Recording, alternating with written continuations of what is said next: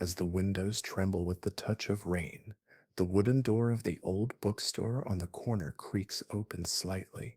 The warmth rising from inside touches your skin. The scent of aged pages fills your lungs, and a quiet man looks at you as if waiting for you. Today, you finally have a safe harbor to shelter in, where tranquility and sleep await among the stacked volumes, dancing to the melody of the rain. Perhaps you are in your own corner right now, in the softness of your bed, in the embrace of your chair, wherever you are. Experience this quiet moment with us. Share your thoughts, and now, close your eyes, take a deep breath, and surrender to the flow of the story. In the late 19th century, in the month of November of the year 1889, in a small trading town in the northwest of England, in that ancient settlement where stone buildings and narrow streets embraced each other, at the corner of the square stood a bookshop that had been rooted in the same spot for centuries, and the keeper of this shop, Edward Ashford, 73 springs old, would cross that worn wooden threshold at the same minute every day, at 8 o'clock sharp, and slip in. The shop's face was carved from dark green painted wood, its colors faded, cracked, and weathered by years of rain, snow, and sunlight, bearing the texture of history. The shop window bore the gold embossed inscription Ashford and Son, Booksellers, established 1823, but the word son no longer represented a reality, only a memory, a desire forgotten in the past, for that son had long since emigrated, settling in another land, building up. And Edward, a man with white hair, kind eyes, and a slightly stooped back, continued to run this shop alone, quietly, patiently, repeating the same ritual every day, performing the same movements, as if time had frozen for him. On that November morning, the sky was covered with a leaden blanket of clouds, low, dense, motionless, as if wanting to wrap the world in a soft blanket. And the air was thick with the dampness of autumn, not icy, but cool, damp air that imprinted the mark of the season on the lungs with every breath. The scent of decaying leaves, wet humus, wood smoke seeping from afar, ancient stones, damp lumber, all coming together, creating an aura that settled over the town. When Edward opened the door to his shop, he inserted the key into the lock, turned it gently, and that familiar ancient sound, the slight creak of bronze rubbing against bronze, greeted him every morning. And when he pushed the door open, the aged wail of the hinges broke the waiting silence inside the shop, that still atmosphere. And when Edward stepped inside, that familiar smell filled his nose, the essence of books, old paper, black ink, leather bindings, dust, and the scent of time, all mixed together, creating that shop's unique, indescribable smell that once smelled would remain in his memory forever. The interior of the shop was far deeper than its deceptive exterior suggested, a long, narrow space with a low ceiling, beams of dark wood, slightly bent as if bearing the weight of centuries, the walls similarly clad in wood, and every wall, every corner, every crack, from floor to ceiling, it was filled with books. The shelves were made of old walnut wood, its varnish having shimmered over time, acquiring a velvety sheen from thousands of fingerprints, touches, and years of wear. The books were neatly arranged, some standing upright, others lying on their sides, stacked one on top of the other, their covers ranging from leather to cloth to cardboard, their colors spreading from light tones to coffee, from navy blue to pistachio, from silver to beige, and on the spine of each book, names were embossed in gold or silver, some legible, some faded, lost in the palm of time. And these books, these shelves, these walls, constituted Edward's entire universe, his refuge, his home, his reason for being. Right in the middle of the shop stood a long wooden counter that divided the space in two. The countertop was polished but embroidered with scratches, speckled stains, ink splatters, and watermarks. There stood an inkwell made of old brass, the ink inside dried and hard. Next to it were a few quill pens, some broken, some usable, a notebook with crumpled edges and a thick cover containing records of years, visitors, trades, custom orders, all recorded in Edward's neat, meticulous handwriting. On the counter were also several stacks of books, some freshly arrived, some awaiting repair, a glass water jug filled with still water, and a tiny brass bell for customers to ring when they arrived. That bell was very old, its sound thin and light, yet ringing clearly in the quiet of the shop, and whenever Edward heard that sound, he always greeted whoever came with a smile. Just behind the counter there was a high stool where Edward sat, its arms made of wood, its cushion worn green velvet.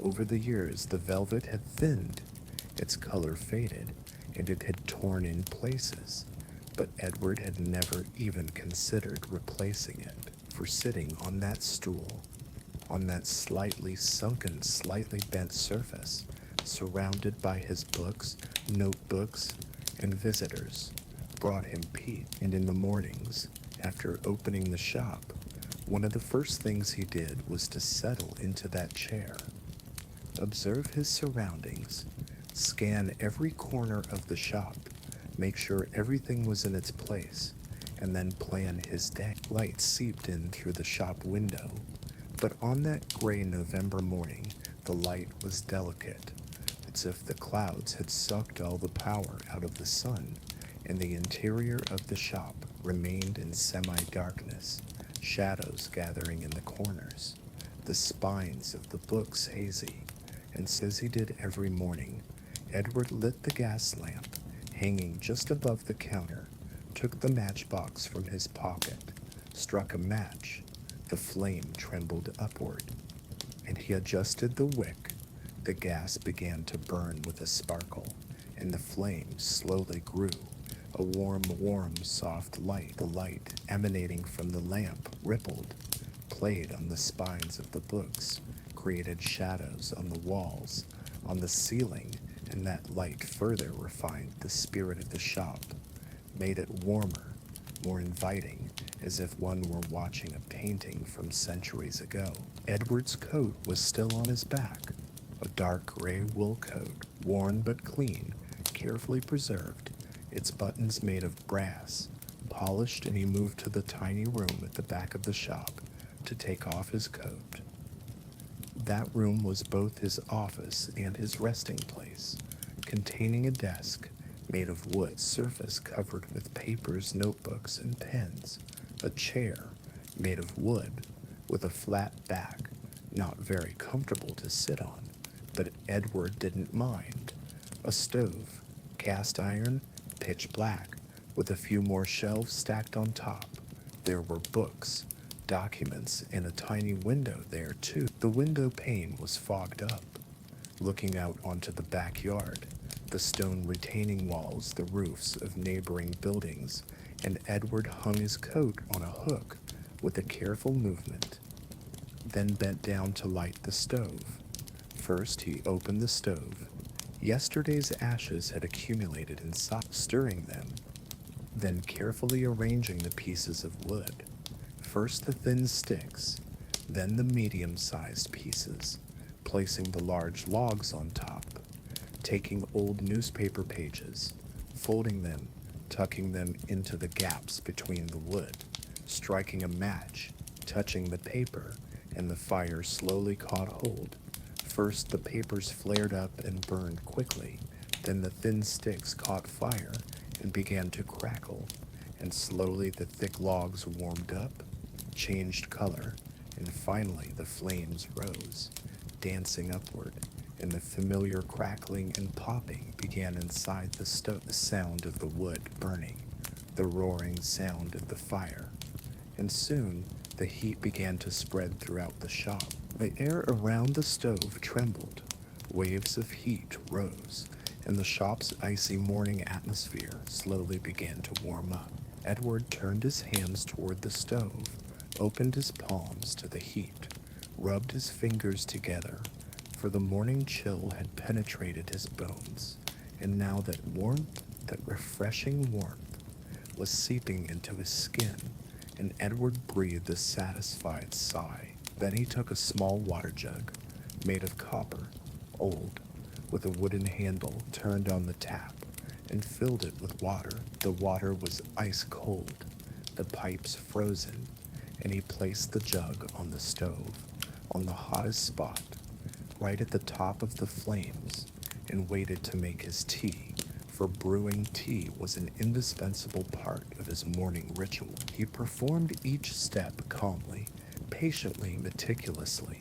He selected the tea leaves, measured them out from a small tin, black tea, Ceylon tea, 1 teaspoon, maybe a little more, and poured them into the teapot, a porcelain teapot, pure white, with blue floral embroidery on it, and watched the water bubble, and this time of watching gave him the opportunity to plan his day, make plans, or think of nothing at all, just be there, feeling the warmth of the stove, listening to the quiet of the shop, breathing in the essence of the books, that essence of old paper, leather binding, dampness and dust, and age, all coming together to create the unique atmosphere of that shop. When the water began to boil, a soft hum rose from the pot, a faint boiling sound, then a stronger one, a bubbling sound,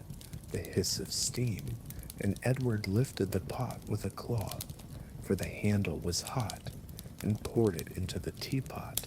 The hot water met the tea leaves, and the color slowly began to unfold. A brownish reddish hue spread through the water.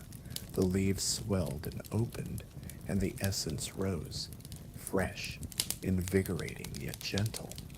Edward covered the teapot, placing a small woolen cloth over it to trap the heat, and waited patient. The tea needed to steep. There was no rush. This was his principle, and this patience, as was also part of his morning ritual, walking slowly around the shop, glancing at the shelves, straightening the books, checking if any had fallen over, dusting them off, making sure everything was in its place, sometimes selecting a few books, bringing them to the counter, opening them, flipping through the pages, sometimes reading just a few lines, sometimes just touching them, feeling the texture of the paper, feeling the texture of the cover, feeling the flow of time. For every book was a chronicle, every page a memory, and Edward felt at home among these books. A few minutes later, Edward picked up a small porcelain cup, pure white, with the same pattern of blue flower motifs matching the teapot, the rim slightly chipped, the handle once broken and then repaired. But Edward was attached to this cup. For years he had sipped his tea from the same cup every morning.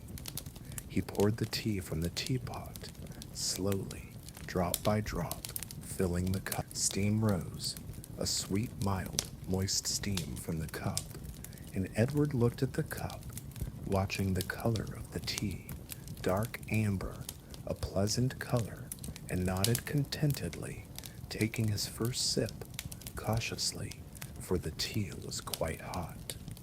The warm liquid touched his lips, his tongue, his throat, warming him inside, warming his stomach, and in that moment, that simple, ordinary moment, it whispered to him that the day had begun, that everything was in its place, that order continued, that life flowed on, and Edward clung tightly to this order, this ritual, this predictability. For, as he grew older, stability became increasingly valuable to him. Change unsettled him, and this shop, these books, This morning ritual granted him that stability. Outside the shop, on the street, the town was slowly waking up.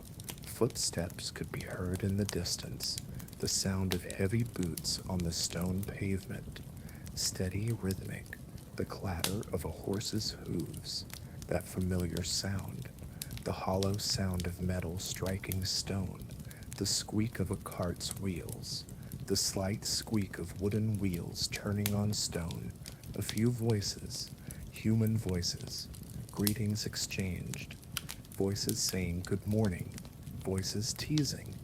Lovely weather we're having, though the weather was not pleasant at all. Cloudy, cool, looking like rain, but there wasn't much noise yet, for it was early morning, and November mornings were cold and dark. People stayed in their homes, warming themselves by their stoves, slowly waking up, preparing breakfast. But slowly, as the day progressed, the streets would fill up. The market would be set up, stalls would open, vendors would shout. Greengrocers, fishmongers, fabric sellers, all would take their places in the square, and the quiet town would come alive. But now, at this early hour, everything was still heavy, soft. There was a sleepy atmosphere. The world had not yet fully awakened. Edward sipped his tea and looked out the window.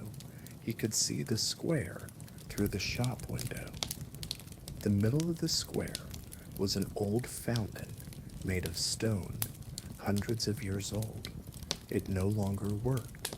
The pipes were cracked and repairs were expensive. The municipality didn't care, and now it stood like a stone monument. There were a few benches around it, wooden painted green, the paint peeling. There were trees around the square, their leaves yellowed and withered, some orange, some brown, some fallen, blown by the wind, piled up on the sidewalk, forming a wet, dark-colored blanket effing, and the sky was still gray, still heavy.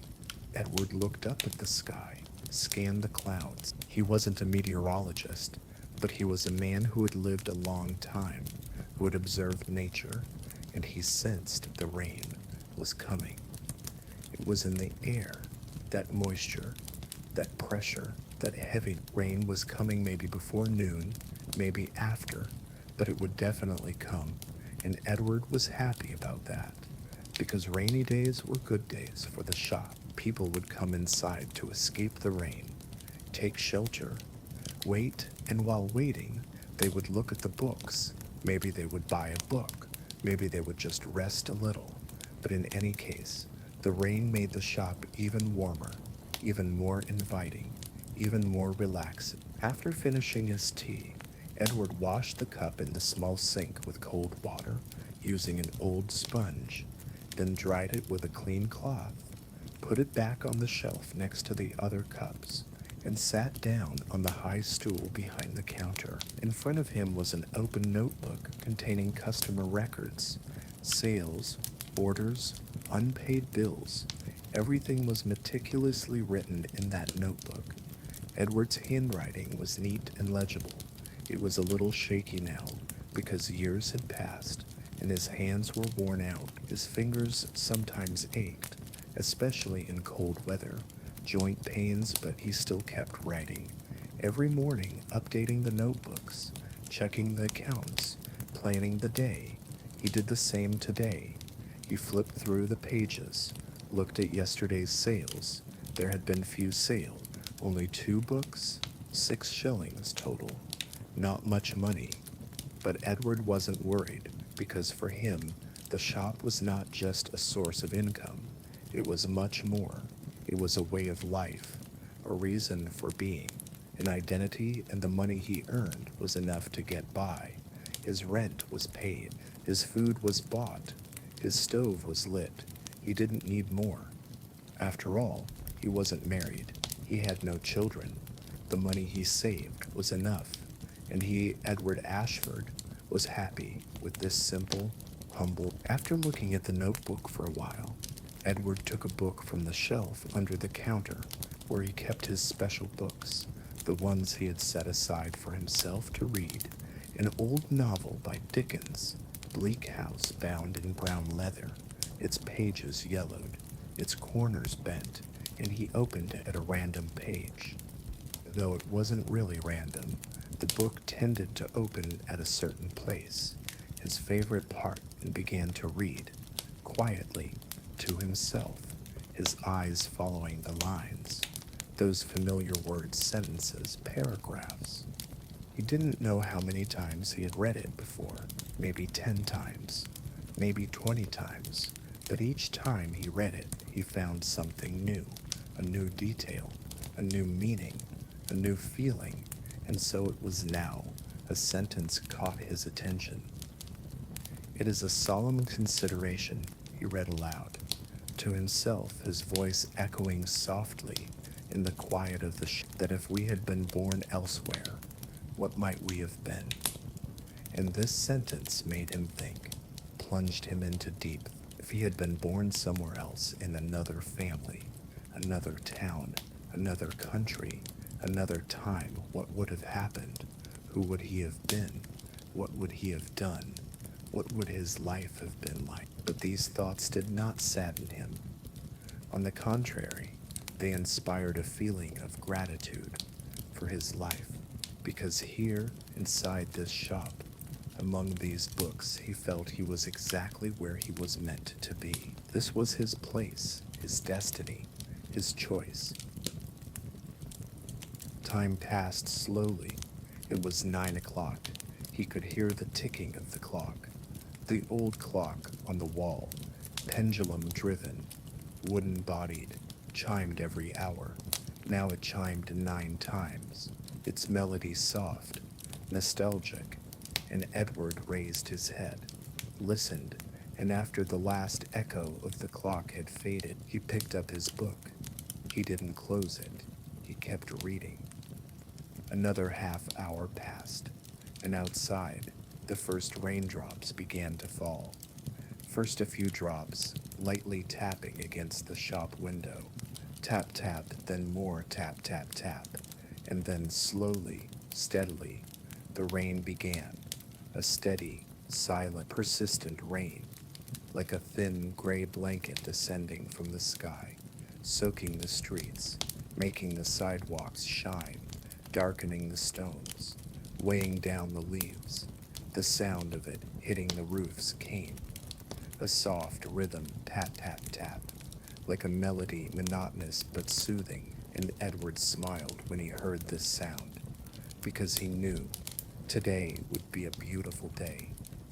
Rainy days were always beautiful, always peaceful, and people would come, they would take shelter, and he would host them, quietly, gently. About half an hour later, as the rain continued steadily, the doorbell rang, a light, thin, high-pitched sound, and the door opened, slightly cold air seeping in, momentarily disrupting the shop's warm atmosphere, and a woman appeared, a young woman estimated to be between 25 and 30 years old, tall, slender, her hair dark brown, tied back with a barrette, her face pink from the cold and rain, her cheeks flushed, her eyes hazel, gentle and anxious. She wore a navy blue coat, wet from the rain, water droplets glistening on her shoulders. She held a small umbrella in her hand, but the umbrella was broken, clearly turned inside out by the wind. One of the metal ribs bent, the fabric torn, and when the woman closed the door, she tried to close the umbrella, with difficulty, using her hands, but the umbrella seemed to resist, and Edward watched her struggle from the stool, and then slowly, carefully, he got down from the stool, stood up.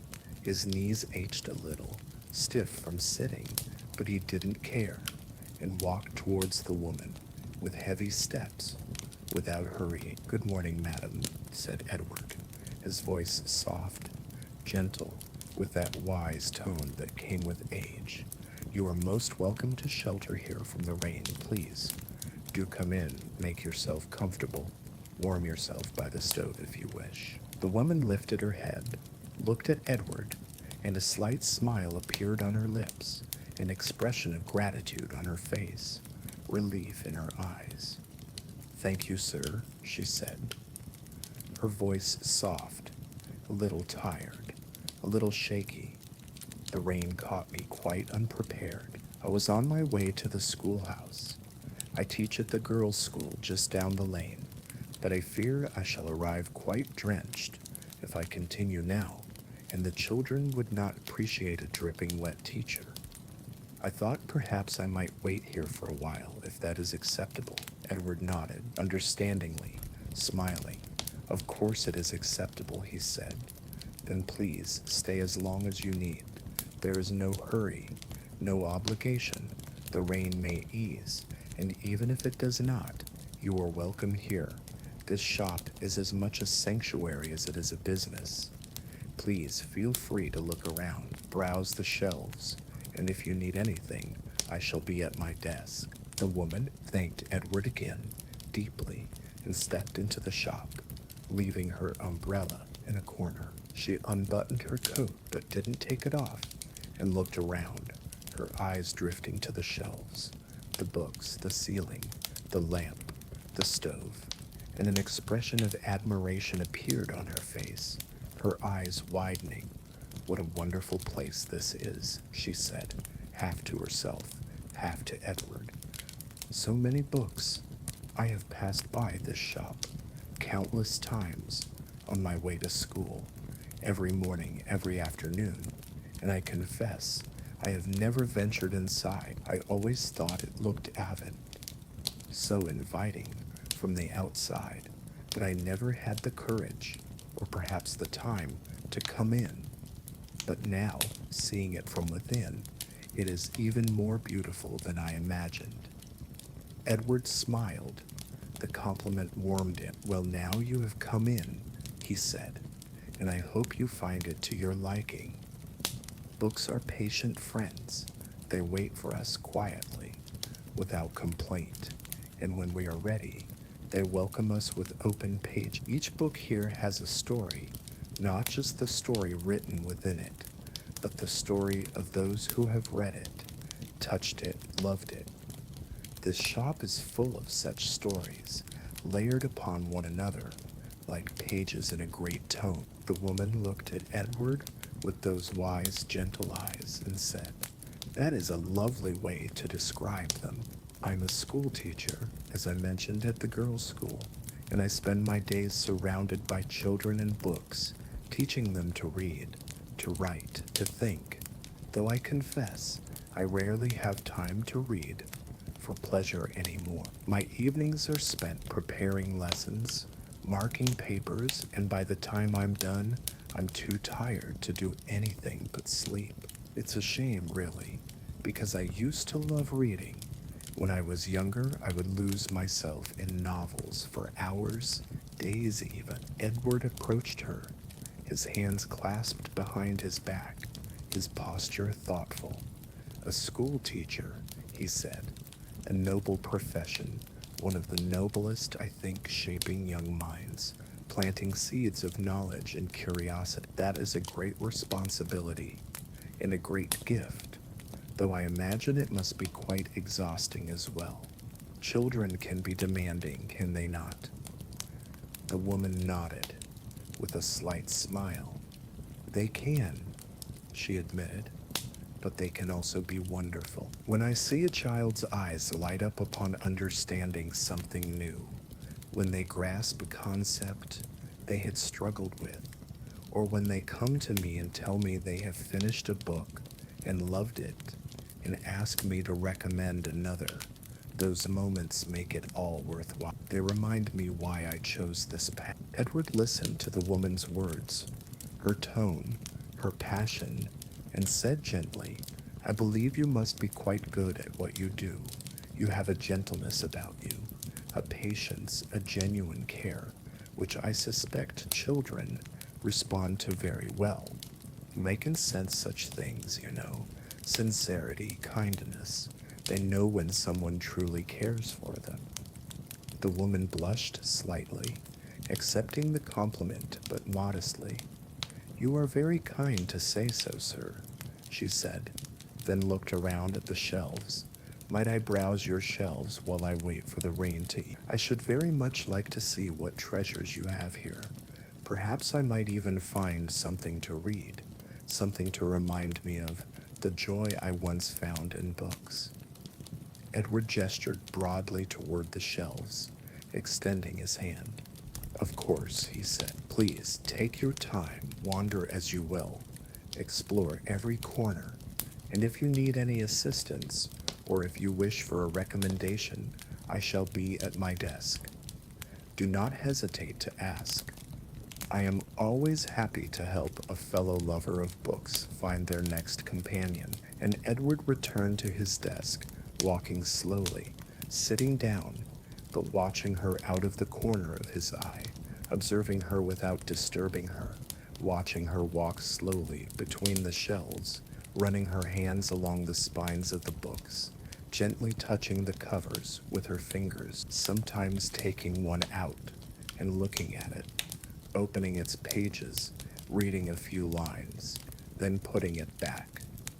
It was a quiet, thoughtful search, and Edward felt at peace watching this scene, for this was precisely the purpose of his shop, to offer people a refuge, to allow them to be alone with books, without rushing, without feeling pressured, just to discover, to breathe, to pass the time, and perhaps, just perhaps, to rediscover that feeling of losing themselves, the love of reading, the freedom of imagination. The woman wandered among the shelves for about 15 minutes, quietly, slowly, sometimes stopping, examining a book for a long time, sometimes continuing, moving on to other shelves. And then, in the lasso section, she found a slim volume, bound in blue cloth, with the title in gold letters on the spine, and she took it out, opened it, read a few pages, and an expression appeared on her face, an expression of memories, and came to the counter, holding the book. "I think I shall take this," she said, showing the book to Edward. Edward looked at it, read the title, Poems by Christina Rossetti, and smiled, a broad smile. "An excellent choice," he said sincerely. "Rossetti's work is both beautiful and melancholic," she writes, "of love and loss, of faith and doubt, of nature and spirituality. Her verses are delicate, yet profound. I think you will find much to appreciate in her words, much to contemplate. She has a way of expressing complex emotions with such simplicity and grace." The woman nodded. "I have read a few of her poems before," she said, "when I was at university, and I remember being moved by them, but I never owned a collection, and I thought perhaps this would be a good companion for the long autumn evenings ahead, something to read by the fire when the days grow short and the nights grow long." Held it in his hands, opened the pages, inhaled the scent, the smell of old paper, and said, "Yes," he said, "this is a fine edition, printed in 1886, still in good condition. The binding is solid, the pages clean, it has been well cared for." Then he stated the price. It wasn't much, 4 shillings, a fair price. The woman took the money out of her purse and gave it to Edward. Edward opened the cash box, an old brass box with little money inside, a few coins, a few bills, mostly small denominations, and placed the money inside. He then wrapped the book in brown paper, carefully folding the corners neatly, keeping the edges clean, tied it with string, tightly but without damaging it, and handed it to the woman with both hands respectfully. "There you are," he said. "I hope it brings you much pleasure, and perhaps it will reignite that love of reading you spoke of. Sometimes all we need is the right book, at the right time."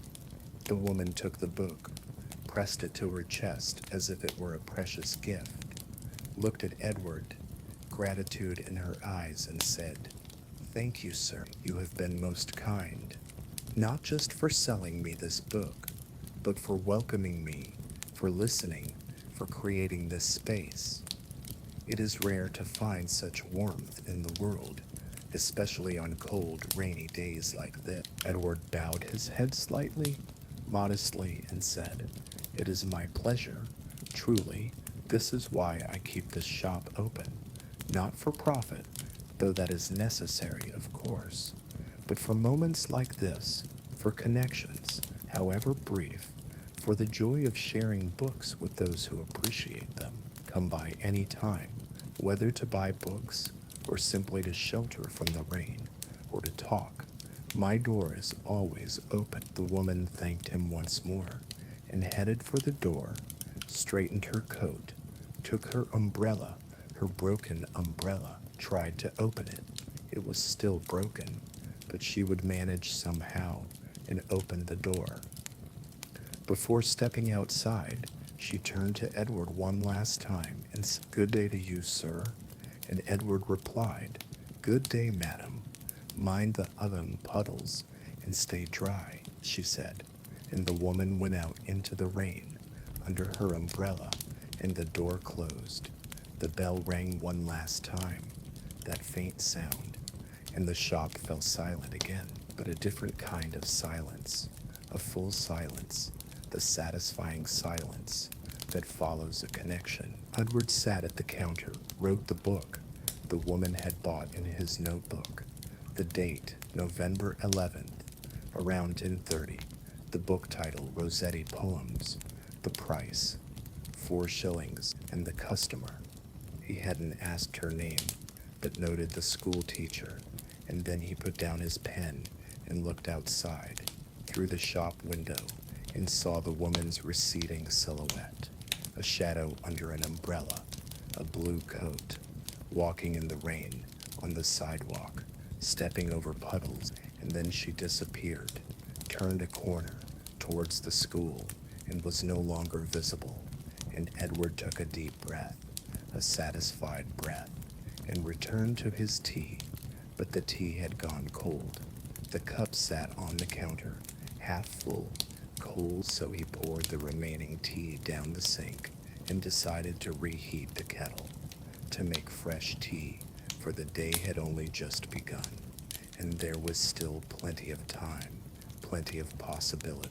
Around noon, around 11 o'clock, the rain was still falling, even a little harder now, no longer just a patter, but a more intense sound, a more distinct rhythm, not loud but persistent, determined, relentless, and the streets were almost empty. Only a few people could be seen, hurrying along, sheltering under umbrellas, coats tightly buttoned, heads bowed against the rain. But most people had chosen to stay indoors, in warm places, in their homes, shops, cafes. And Edward was inside his shop, the stove burning, the fire nicely lit, the lamp glowing, casting a yellow light. He was reading a book, this time a different book, Middlemarch by George Eliot, a thick volume, a complex novel, and he was immersed in the world of that book, into that small town, Middlemarch, into those complex characters, Dorothea, Lydgate, Casaubon, all of them, into those human relationships, marriages, ambitions, disappointments, and he didn't notice how time passed. The pages turned, the clock ticked, and Edward was there, on the stool, lost in the book. The doorbell rang again, this time louder, more urgent, as if someone had forced the door open, and Edward lifted his head from the book, tore his eyes away from the pages, and looked at the door. A man was entering, an old man perhaps Edward's age, around 70, short, plump, with a noticeable belly, his face red from excitement in the cold, breathing heavily, his hair white and sparse, a fedora on his head, wet, wearing a thick wool coat, dark green, gloves on his hands but wet from the rain, and he had a cane in his hand, a walking stick, wooden, carved on top. And when the man entered, he was breathing heavily, clearly tired from walking in the rain, and Edward looked at him and recognized him. This man, Mr. Williamson, was a retired civil servant who had worked at the post office for many years. Now retired, he lived with his wife on the other side of the square, and he would occasionally come to the shop to chat, read the newspaper, pass the time. He was a good man, kind.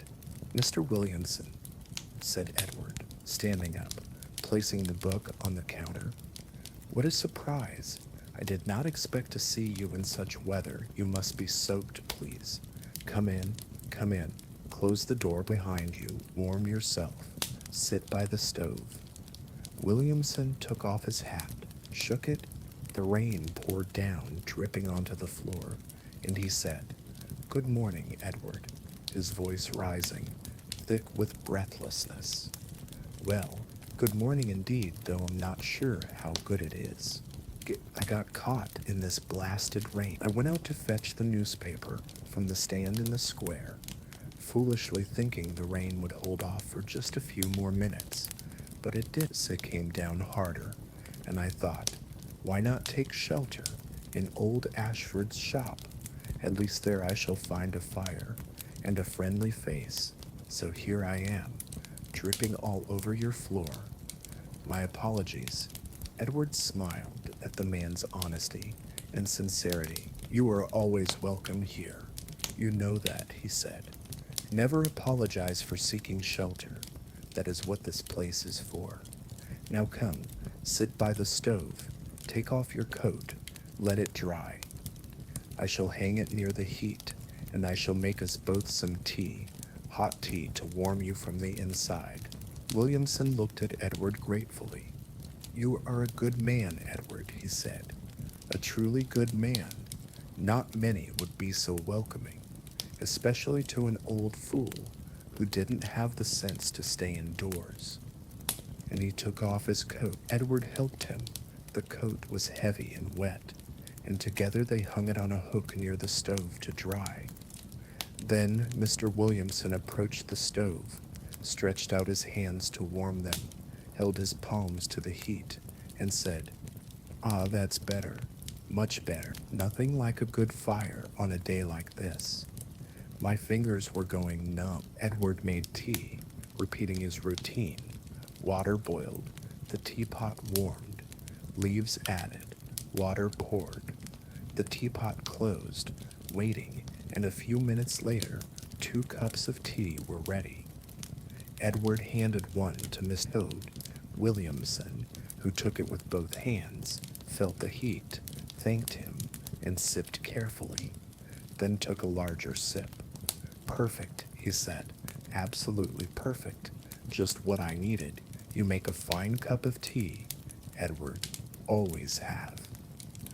They both sat silently for a while, Edward on his stool, Williamson on a small wooden chair near the stove, simple but comfortable, drinking their tea, watching the steam rise from the cups, listening to the sound of the rain outside, its rhythm, its persistence, and this silence was not uncomfortable, but rather soothing. 2 old men finding comfort in each other's presence, needing no words, content with the warmth, the tea, the silence, the friendship. Then Mr. Williamson began to speak, for he couldn't remain silent for long. He was talkative by nature. I was reading about the new railway line, he said in the newspaper this morning, before I foolishly ventured out. They say it will connect us to Manchester SE next summer. Imagine that, Edward, just a few hours away. When I was young, such a journey would take days, by coach, by horse, stopping at inns along the way, and now a train, a machine, will carry us there in mere hours. It is astonishing, truly astonishing, the pace of progress. Edward nodded thoughtfully. Times are changing, he said, faster than we old men can keep up with. I suspect the world is rushing forward, and sometimes I feel as though I am standing still, watching it all go by like a river flowing past. And I am on the bank, observing, but not participating. Mr. Williamson laughed, understanding. Indeed, he said, I know that feeling well, but I'm not sure I want to keep up. To be honest, I rather like things as they are. Slow, predictable, familiar. This modern rush.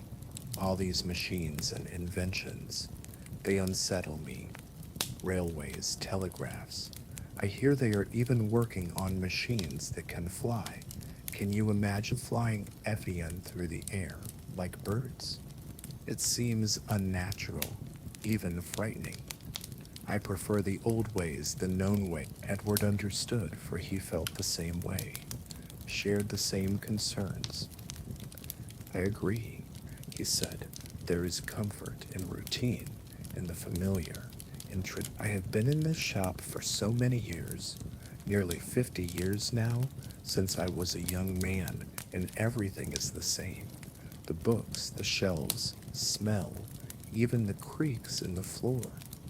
I know every sound this building makes, and I find solace in that. The world outside may change, railways may come, new buildings may be built, but in here, time stands still, or at least it moves very slowly, and I am content with that. I do not need novelty. I need stability. Mr. Williamson looked at Edward, thoughtful, understanding in his eyes. You have made this place a sanctuary, Edward, he said, not just for yourself, but for others like me, who come here not just for books, but for a moment of peace, a respite from the world's noise, from its relentless march forward. Here we can pause, breathe, remember what it was like when life was simpler, slower, and that is a gift, a rare gift in these times. The two men talked for a long time, perhaps an hour, perhaps more. Time was irrelevant. They shared memories of old days, of their youth, of how the town had changed, which buildings had been torn down, which new ones had been built, of people they knew, some still alive, aged, crippled, but still around, some long gone, dead, or had moved elsewhere. And these conversations were melancholic, but also comforting, for there was a shared past, a shared history between them, and this bound them together. Two old men, nearing the end of their lives, but still here, still alive, still sharing memories, and this somehow comforted them, made them feel they were not alone, that they had not been forgotten. Finally, as noon approached, the rain slowed slightly. It wasn't as strong anymore, softer, gentler, and Mr. Williamson stood up, his legs stiff from sitting stumbling a bit. Edward helped him, taking his arm. I should be going, said Miss Williamson. My wife will be wondering where I am, though she knows I am likely here or at the pub. He smiled. She is used to my wandering, bless her. Thank you for the tea, Edward, and for the company, for the warmth. It has been a pleasure, as always. Edward stood up, too, brought the man his coat, took it off the hanger. It was still a little damp, but better, and helped Mr. Williamson put it on. It was my pleasure, said Edward sincerely. Please come by any time. You know you are always welcome. Rain or shine, you need not have a reason. Just come, and we shall sit and talk, or not talk, whatever suits you. Mr. Williamson put on his coat, buttoned it up, put on his hat, picked up his cane, and walked toward the door, slowly. Until next time, my friend, he said, And Edward replied, "Until next time, take care, watch your step. The streets will be slippery." And the man left in the rain, but a lighter rain now, and the door closed. The bell chimed. Edward was alone again, but the solitude did not weigh heavily on him. On the contrary, he enjoyed it, the silence, being by himself among the books, alone with his thoughts. He returned to his desk, sat down, and noted Mr. Williamson's visit in the notebook. The date, the time, Mr. Williamson Evening, visited, sheltered from rain, tea and conversation. There had been no sale, but the visit was valuable, noteworthy, because this shop was not just about selling books, it was also a community center, a meeting point, a place of friendship, a place where people could take shelter, relax, be themselves, and Edward was aware of this, proud of it. In the afternoon, around 2 o'clock, Edward made a sandwich for himself. Simple: bread, cheese, a little mustard in his small kitchen, behind the shop, with a knife, a plate, and ate it slowly, with his tea, freshly brewed tea, looking out the window. The rain was still falling, but it had softened, now just a light drizzle drizzling, almost invisible, but perceptible. The air damp, humid, and the sky was clearing a little, the clouds thinning, the gray tones lightening. Perhaps it would clear by evening, perhaps not.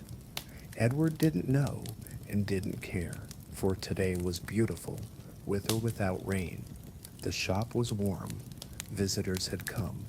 The teacher, Mr. Williamson, and he was happy, his heart at peace, with no complaints about life. Around 3 o'clock, Edward chose another book to read. This time, poetry, Wordsworth, lyrical ballads, and began to read.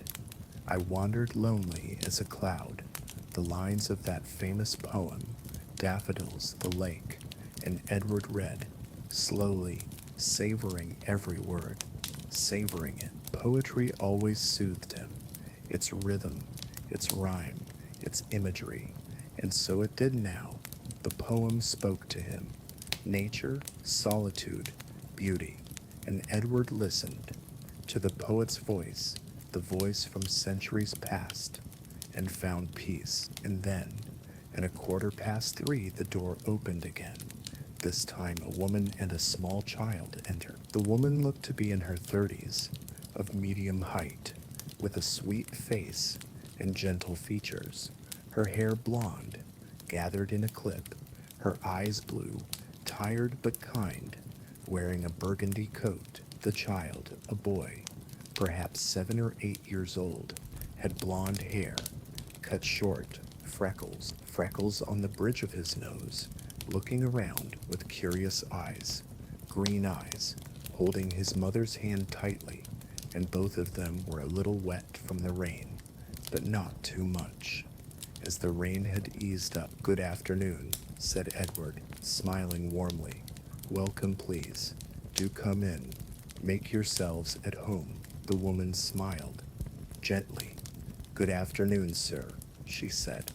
"We were passing by, doing some errands in town, and my son, Timothy," she looked at the boy, lovingly. "He has been asking to visit a bookshop.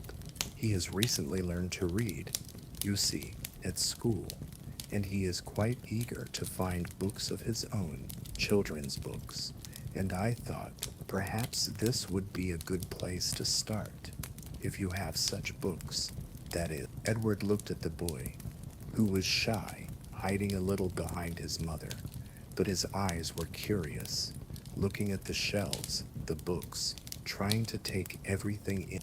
"Well, Timothy," said Edward gently, softening his voice as he did when speaking to children, "you've come to the right place. There are many books here, books for children, books with pictures, colorful pictures, books with adventures, pirates, explorers, animals, all sorts of wonderful stories.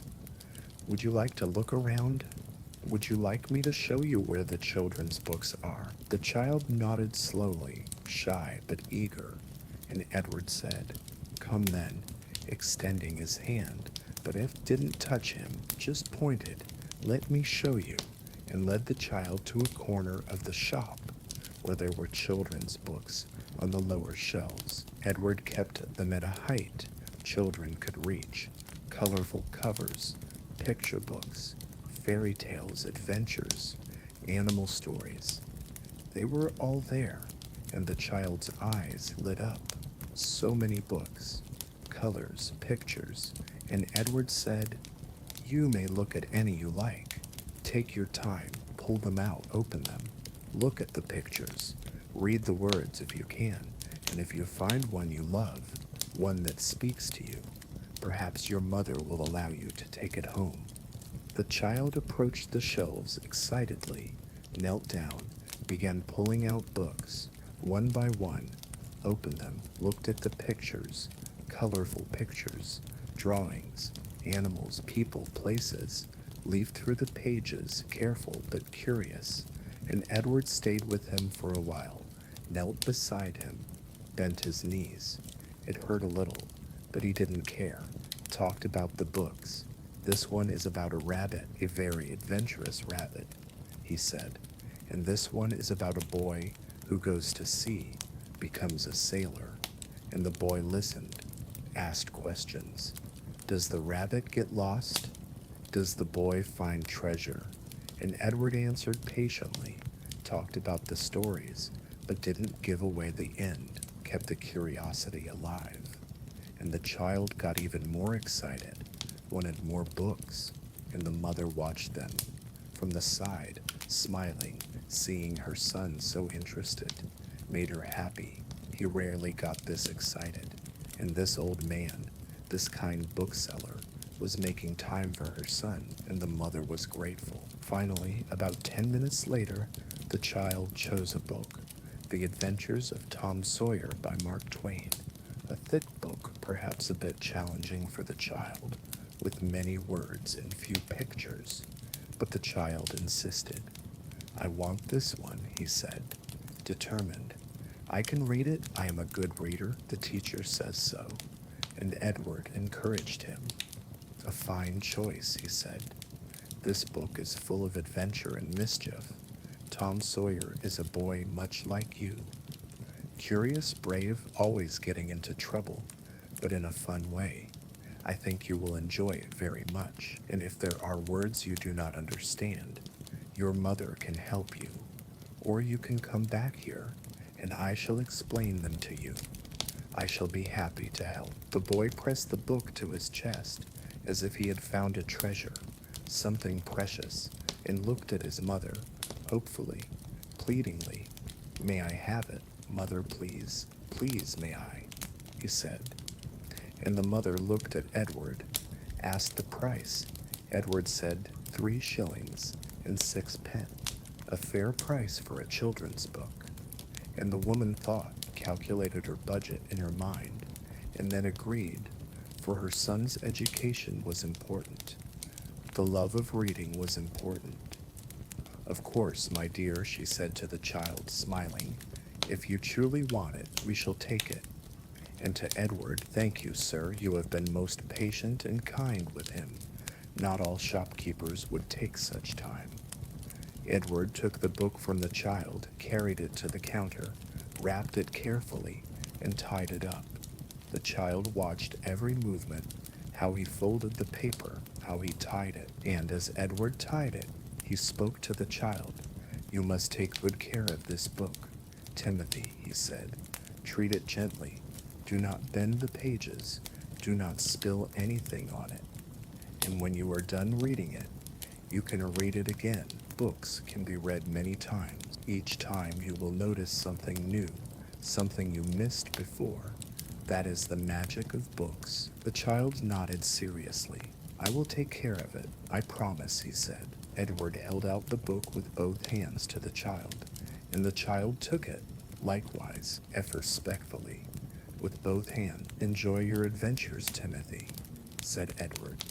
And remember, once you finish this, There are many more books waiting for you.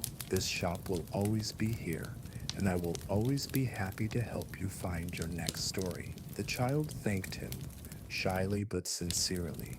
"Thank you, sir," he said, and the mother paid, and mother and son left the shop. The child with the book in his hand, walking happily, his mother's hand on his shoulder, protective, loving, and Edward watched them until the door closed. The little boy walking, skipping, excited, with a warm feeling because maybe this child, with this book, would discover a love of reading, and his life would change. Thanks to books, his imagination would grow. His world would expand, just like Edward's had years ago as a child when he read his first book. As the afternoon drew to a close, around 4 o'clock, the day was fading. Autumn days were short. The sun set early, and the air was slowly darkening, the gray tones growing deeper, almost turning black, and Edward turned the lamp up a little, adjusted the wick.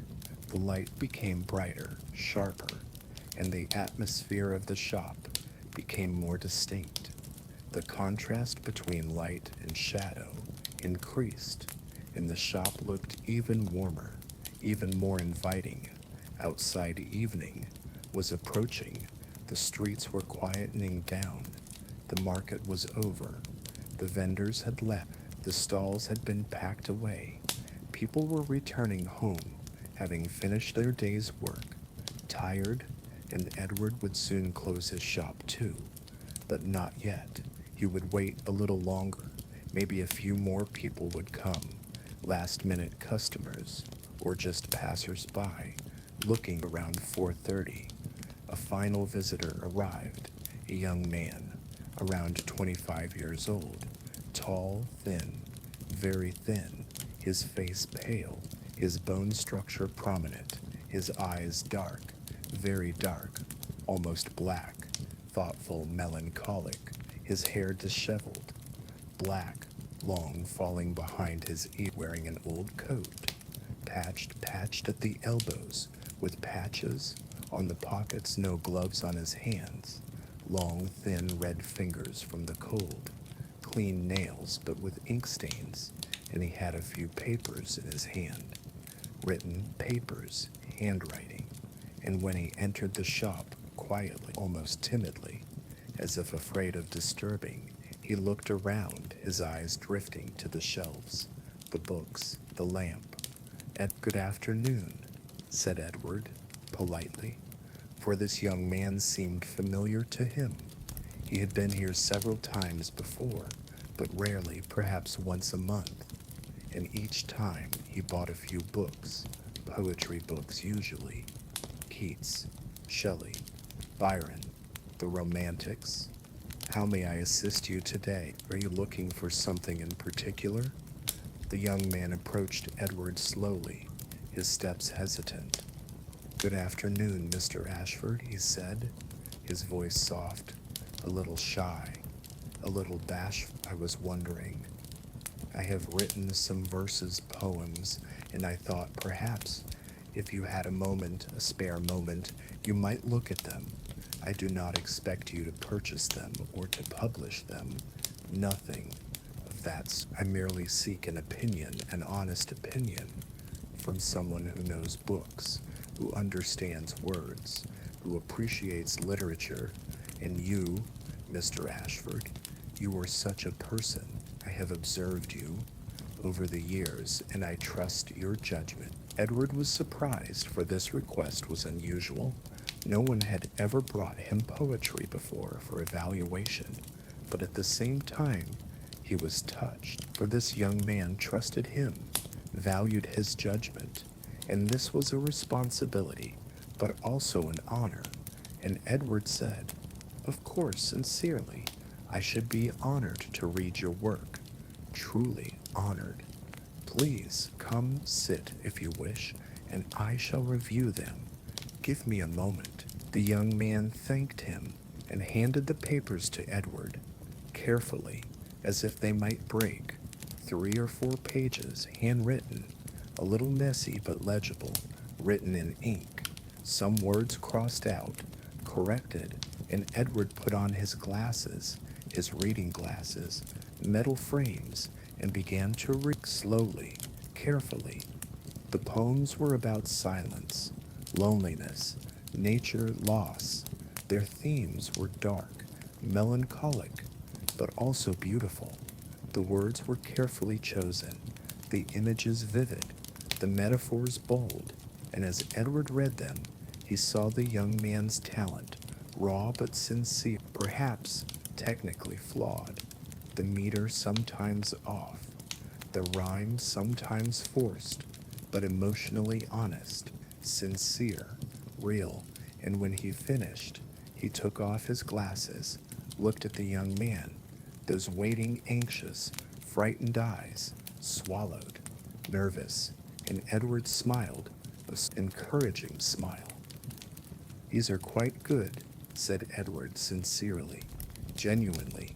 You have a gift, a genuine gift, a sensitivity to language, an ear for rhythm, even if it is not yet perfect, and an ability to convey emotion, deep emotion. There are rough edges, yes, that is natural.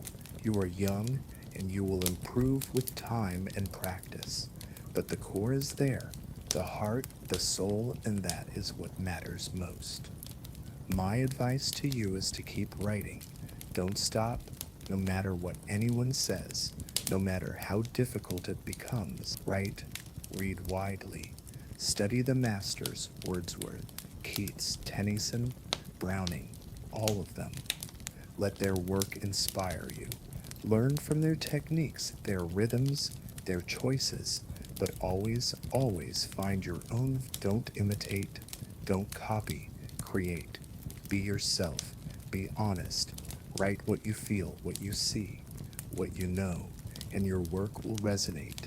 It will touch people. The young man's face lit up when he heard the compliments, the encouragement, the support.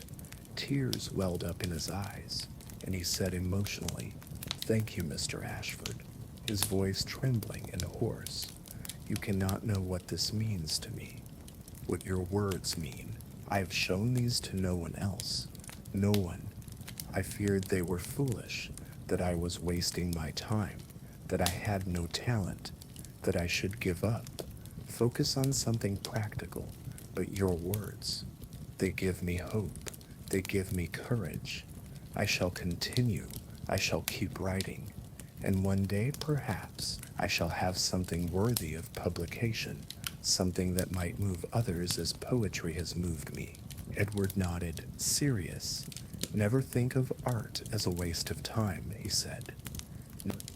"The world needs poets, needs dreamers, needs those who can see beauty in the mundane and sorrow in the sublime, those who can articulate what others feel but cannot express. You have that capacity. I see it in these pages. Nurture it, protect it, and one day, I am certain, your words will touch many hearts, and you will be remembered long after we are both gone." The young man took the papers back, folded them carefully, meticulously, as if they were the most precious things, put them in his pocket, his breast pocket, close to his heart, and said, "May I perhaps purchase a book? I should like to have something to read, to study, as you suggested, to learn from the masters. I have little money, not much, but enough for one book, perhaps," Edward said. "Of course," and asked, "What would you prefer? Which poet speaks to you most? Whose work do you admire?" The young man thought for a few seconds. "Keats," he said finally. "John Keats. I have read a few of his poems, and I found them profoundly moving. The beauty, the sadness, the awareness of mortality, it speaks to me deep." Edward stood up, went to a shelf, to the poetry section, took out a book, the complete poems of John Keats, bound in green cloth with gold lettering, and handed it to the young man. "This is a fine edition," he said, "printed in 1878. All of his major works are here, the odes, the sonnets. Endymion, everything. I think you will find much inspiration within these pages. Keats died young, only 25, but his work is immortal, and I believe you understand that you understand the urgency, the desire to create something lasting. The young man took the book, leafed through the pages, his eyes skimming the lines, read a poem, a stanza, and smiled, a faint, sad smile. "How much?" he asked, and Edward told him the price, 3 shillings.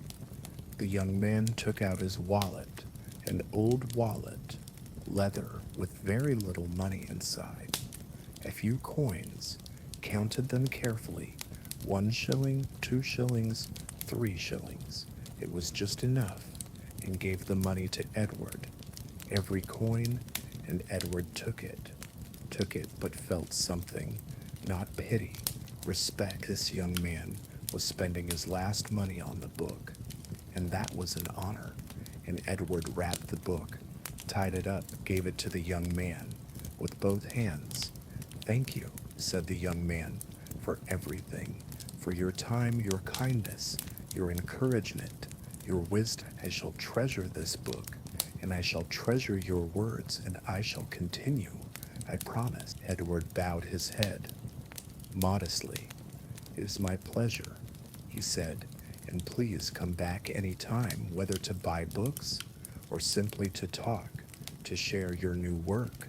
I should very much like to see how you progress, how your voice develops. My door is always open to you." The young man left into the evening darkness, the book against his chest, his steps light, as if a weight had been lifted from his shoulders, and Edward watched him until the door closed, and then he took a deep breath, and there was a feeling of satisfaction within him, a sense of fulfillment, because today, on this rainy day, the shop had not merely been a place of commerce. It had been a refuge, a community center, a source of inspiration, and Edward was grateful for that, deeply grateful. It was almost 5 o'clock, time to close. Edward looked out the window. Darkness had fallen completely. Night had come. The streets were empty, silent. The lamplighter had passed by. The gas lamps had been lit. The street lamps were shining their yellow light. The rain had stopped completely, but the sidewalks were still wet. Reflective, the lights were reflecting, and Edward, with a sense of peace, with the satisfaction of reaching the end of the day, prepared to close his shop, going through the routine as he did every evening. First he extinguished the stove, watched as the fire slowly died down. The flames diminished, ceased to flicker, turned to embers, red, orange, and then slowly darkened, turned black. The heat gradually subsided. Edward extinguished the lamp, turned off the gas valve. Carefully the flame flickered, flared one last time, shrank, and went out. The shop was plunged into semi-darkness.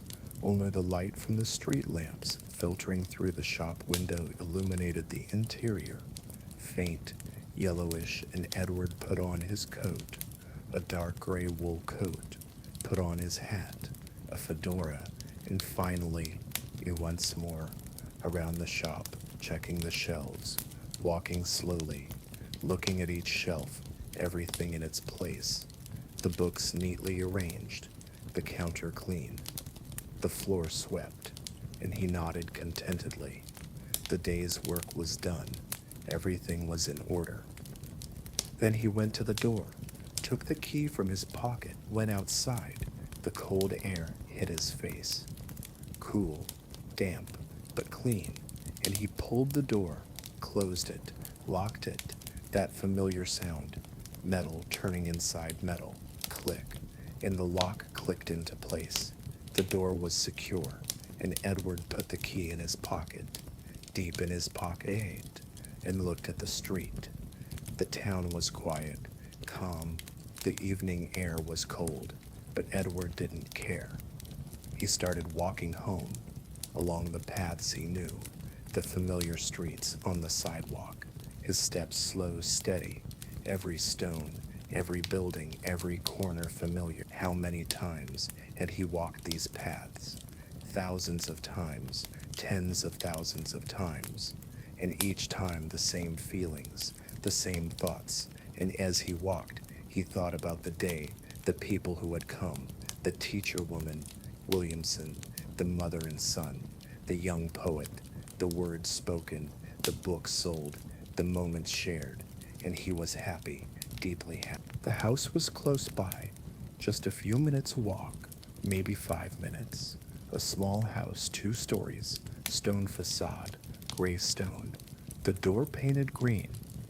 And Edward reached the door, took out his key, inserted it into the lock, turned it, opened the door, went inside, and was greeted by warm air, for the stove had been burning since morning, on low heat to warm the house. His neighbor had come by and added wood in the afternoon, a kind woman, elderly, and Edward sent her grateful looks in his mind, and he closed the door behind him, locked it, safe, and took off his coat and hat, hung them on hooks, and went into the kitchen to prepare dinner, a simple meal. He made soup, vegetable soup, left over from yesterday, heated it, lit the stove, put the pot on, stirred it. The aroma rose. Delish. He took some bread, cut slices, set the table with plates, spoons, and napkins, and ate alone at the kitchen table. But loneliness didn't weigh heavily on him. He was used to it, having lived alone for years. His wife had died long ago, and he had no children, but he had his books, his memories, and the beautiful moments he experienced today, and these were enough for him, more than enough. And after dinner, he washed the dishes, the plate, the spoon, the pot, in the sink, with cold water with soap, cleaned them, dried them, put them away, tidied up the kitchen, organized everything, and went to the living room, to the fireplace. The stove was burning, the flames were dancing, the heat was spreading, and Edward sat down in his chair, an old chair, leather, worn but comfortable, stretched his legs out on a small footstool, and relaxed, took a book from the side table, Dickens' Great Expectations, and began to read. But he didn't read much, just a few pages. His eyes grew tired, heavy. The fatigue of the day came over him, and he closed the book and put it. It was 9 o'clock, then 10, and Edward grew tired. His eyes closed. His head fell forward.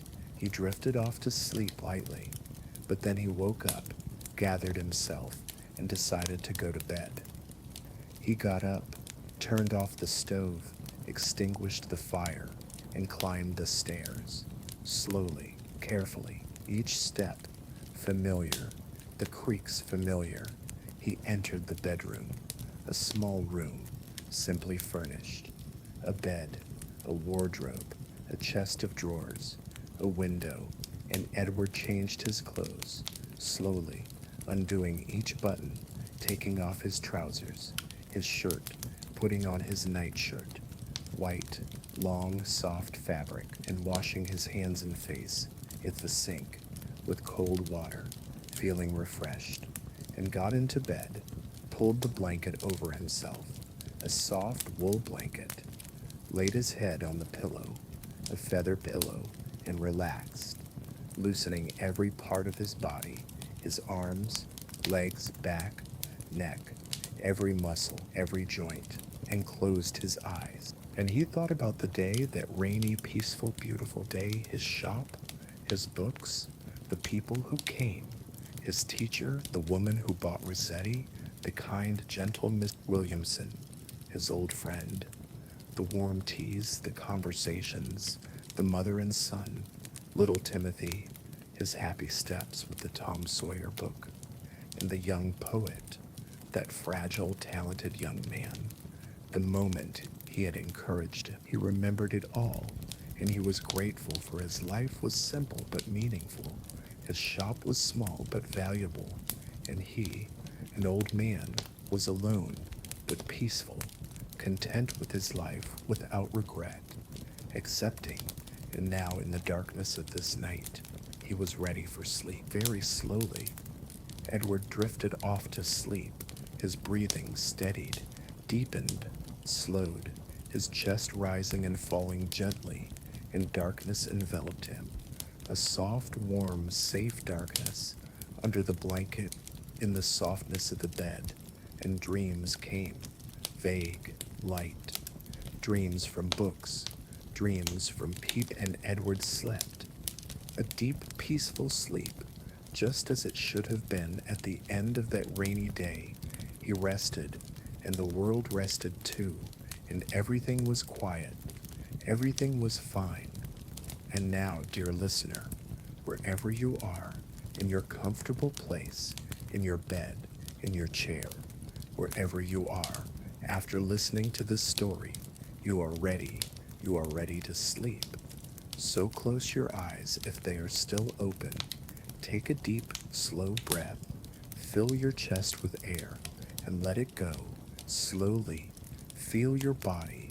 Feel gravity gently pulling you down. Feel yourself sinking into your bed, your pillow, your mattress. Relax all your muscles, starting with your shoulders, your arms, your hands, your fingers, your legs, your feet. Let go of everything. Let go of the tension. Let go of the day, the to-do list, the worries, the plan. Put them all aside for now, because the only thing you need to do right now is rest, sleep.